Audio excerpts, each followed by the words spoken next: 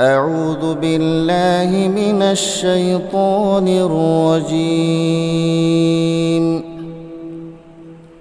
بسم الله الرحمن الرحيم. آمن الرسول بما أنزل إليه من ربه والمؤمنون كل آمن بالله وملائكته وكتبه ورسله لا نفرق بين أحد من رسله وقالوا سمعنا وأطعنا غفرانك ربنا وإليك المصير. لا يكلف الله نفسا إلا وسعها لها ما كسبت وعليها ما اكتسبت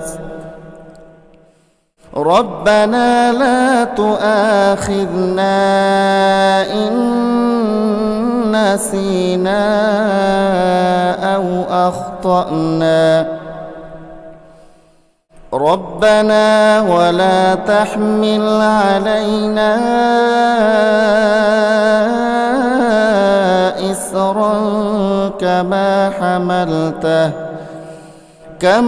حملته على الذين من قبلنا ربنا ولا تحملنا ما لا طاقة لنا به واعف عنا واغفر لنا وارحمنا أنت مولانا فانصرنا على القوم الكافرين.